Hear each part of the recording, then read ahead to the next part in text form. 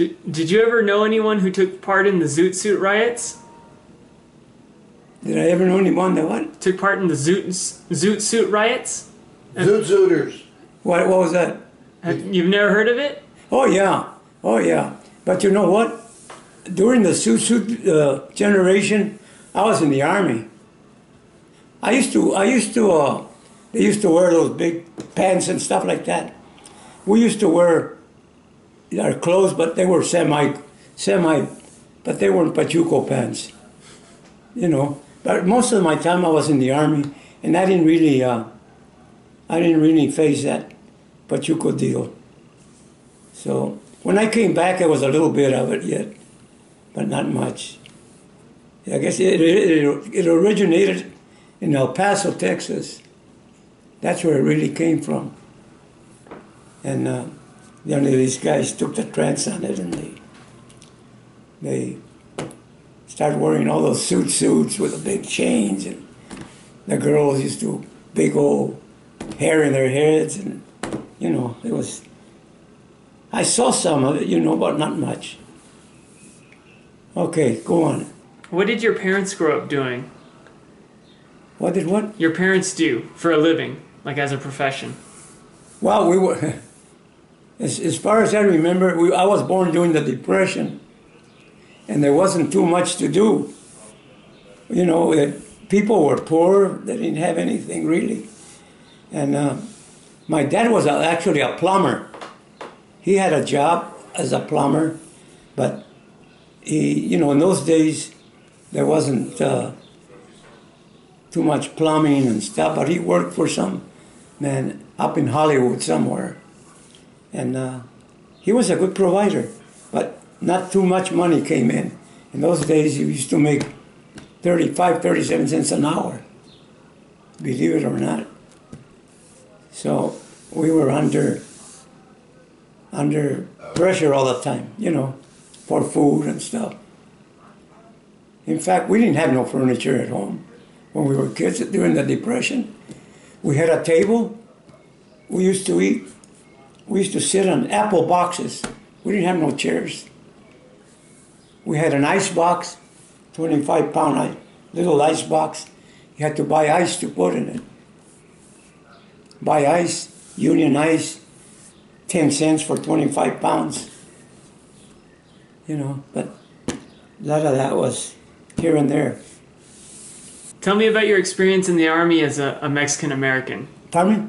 Your experience in the Army as a Mexican-American. Did anyone ever treat you different or give you a nickname for being Mexican? No. We were all equal in the Army. We had to be. You know, we were friends. We were like a family. And because of that, you're getting shot at and you're trying to duck bullets and stuff. You're not going to hate one of your friends and stuff. Everybody was equal. We had a good time. We didn't have a good time in the Army, but but anyway, the Army was, how would you say it, made a man of you. Not even during the training? You didn't get anything during the training? No, not yet. No, used to get pissed off at the first sergeant when he tried to push you around. We weren't used to it, you know. But that wasn't any deal, any big deal. But the first sergeant, you know, they always wanted to make a name for themselves, and they wanted to, hey, you did something wrong, you got to go on KP or things like that, you know. But it was all right. Basic training was. It was a drag because every day, man, you had to get up early. We used to go on 25-mile hikes. One day we'd go on a 25-mile hike. That's 3 checks, right? It takes all day, okay? The next week we'd go on a 25-mile hike at night.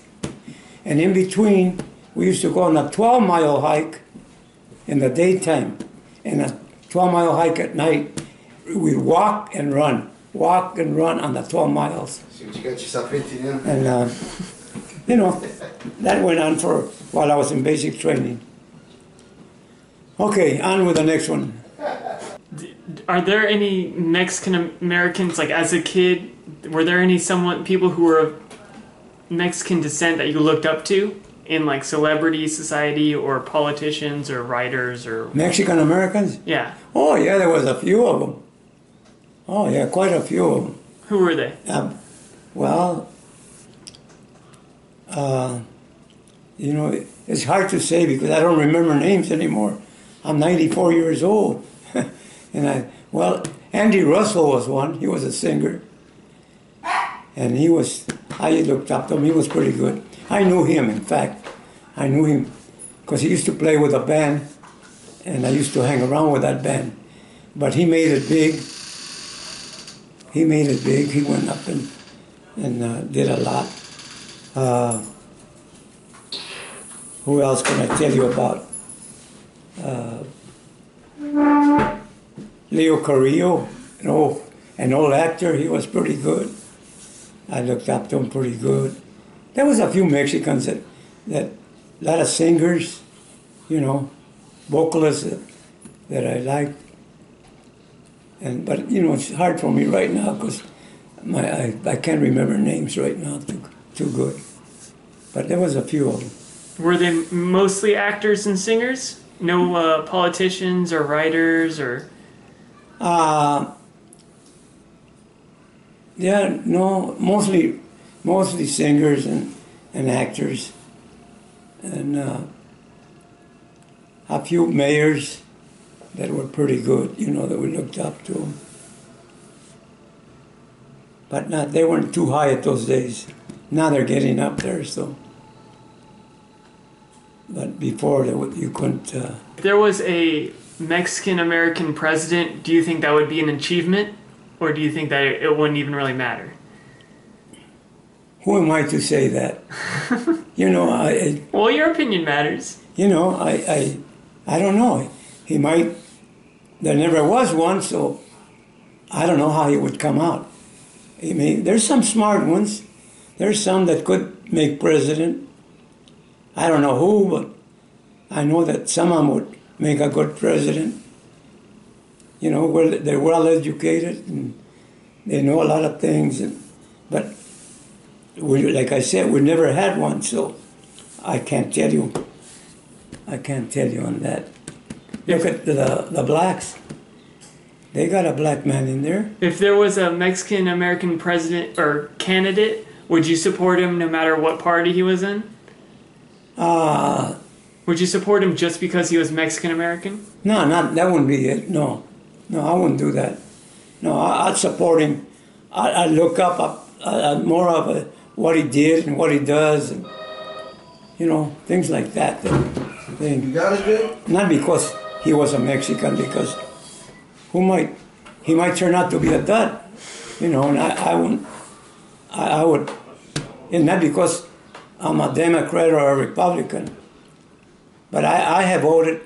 Actually, I was born a Democrat, and I have voted for Republicans. You know, if I think the man is a good man, I'll vote for him.